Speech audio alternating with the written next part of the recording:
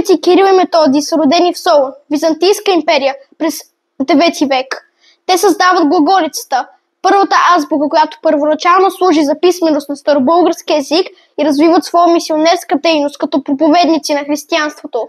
Годината на създаване според едни учени е 855 година, а според други 862 година.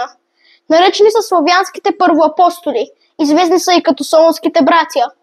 Категоризирани са за светци, за превода и популяризирането на Библията на старобългарски език и за разпространяването на християнството след ранносредновековните славянски народи. На 30 декември 1980 година с апостолетическо послание папа Йоан Павел II ги обявява за съпокровители на Европа. Тази година честваме 45 години от това събитие. Братята Методий и Константин са родени в семейство на висш византийски военачалник Лъв. Съществуват хипотези за славянски произход на майката на двамата братя Мария. Методий е най-възрастният брат в семейството с 7 сина. Той е роден през 815 година, а Константин, който е най-малкият син, е роден в 827 година. Приема името Кирил и монашеството към края на живота си в Рим. Константин Кирил бил човек с изключителен ум, силен характер и високо образование. Учи в известната Магнурска школа в Константинопол и получава името философ. Методий първоначално приема военна длъжност, но след това приема монашеството. Мисии. В края на 855 година и началото на 856 година Кирил бил изпратен от учениците на Византийската империя с специална мисия при сарацинците. Тази мисия имала цел да защити християнството от нападките на мюсюлманите. С тази мисъл той поставя началото на своя дейност сред по-близки и далечни народи. 1960 година. Втора мисия при хазарите. В тази мисия взема участие и Методий. От описанието на дейността на солунските братя става ясно, че задачата им е била много по-широка и обхваща не само земята на хазарите, но и други области на днешните Украйна и Южна Русия. Кирил и Методий правят център на дейността си в тези земи град Херсон, разположен на югозападния бряг на Крим. Престоят им в Херсон е свързано и с търсенето на мощта на свети Климент, измъчван и погребан там. Откритите мощи са на Климент Римски, един от първите римски папи. 863 година до 867 година. Мисия на Кирил и Методий в Велика Моравия при княз Ростислав. Моравската мисия по покана на моравския княз Ростислав. Той иска да се даде славянско духовенство и славянско богослужение върху основата на единна славянска писменост. В Велика Моравия двамата брати пристигат с преводите на основните богослужебни книги. Там те организират училища и продължават своята преводаческа дейност и да разпространяват славянската писменост. На цялата си мисия водят непрекъсната борба срещу триезичната догма. Богослужение единствено на гръцки, латински и еврейски. Отиват в Рим при папата, за да благослови славянския писменост. 860 година. На 14 февруари в Рим Кирил умира, погребан в басиликата Сан Клименте. Малко преди смъртта си той приема монашеството. Методий продължава своята дейност в Великоморавия, където през 885 година умира. Още на следващата година учениците на Кирил и Методий – Гораст, Климент, Сава, Наум и Ангеларий са изгонени. Само трима – Климент, Наум и Ангеларий успяват да достигнат България, където са посрещнати с почести от княз Борис. 1960 година. Втора мисия при хазарите. В тази мисия взема участие и Методий. От описанието на дейността на солунските братя става ясно, че задачата им е била много по-широка и обхваща не само земята на хазарите, но и други области на днешните Украйна и Южна Русия. Кирил и Методий правят център на дейността си в тези земи град Херсон, разположен на югозападния бряг на Крим.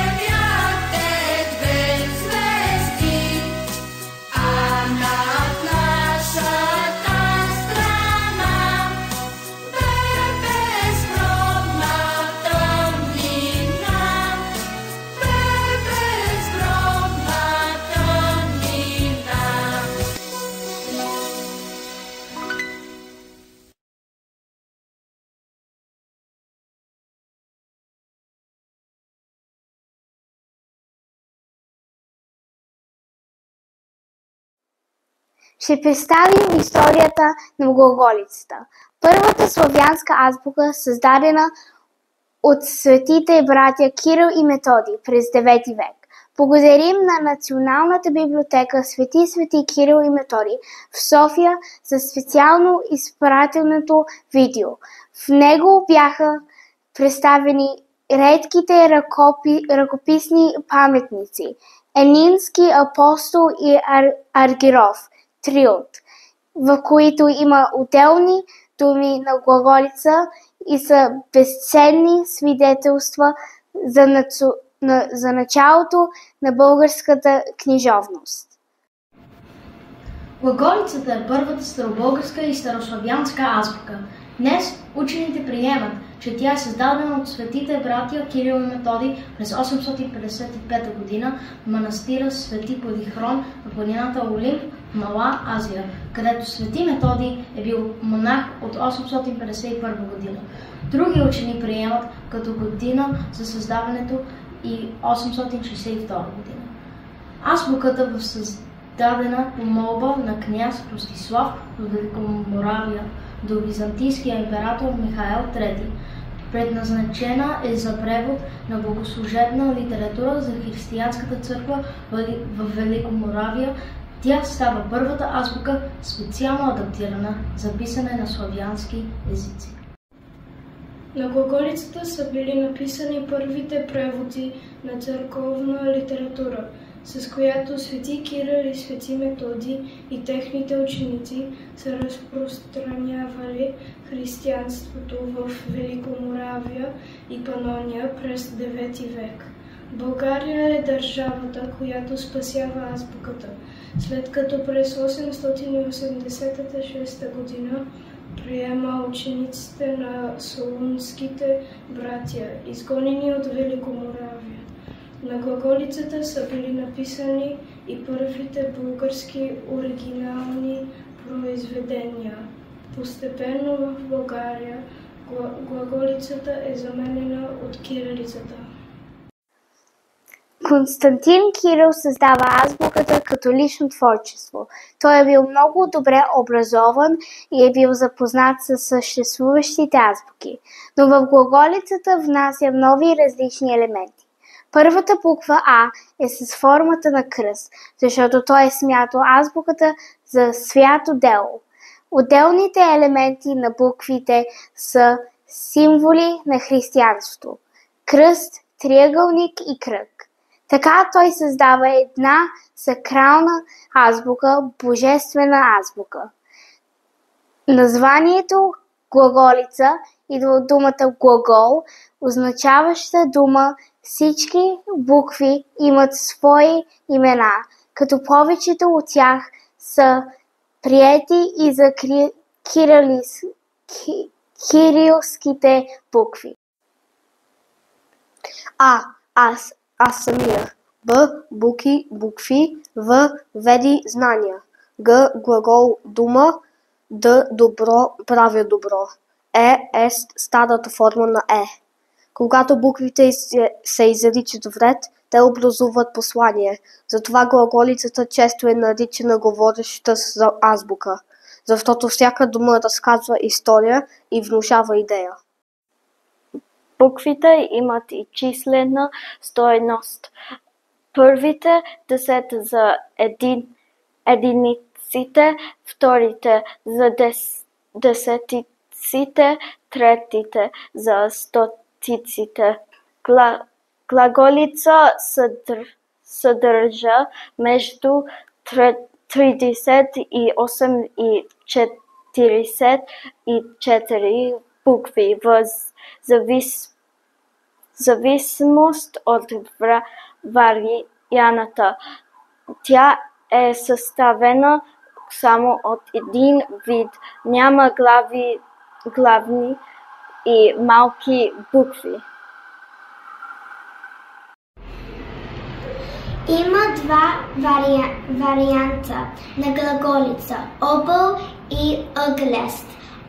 Облият вариант е този, на който са пишели ръкописите в България.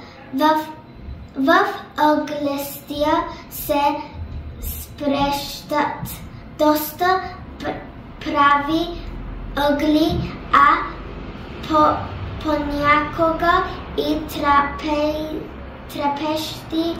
Това била азбуката, на който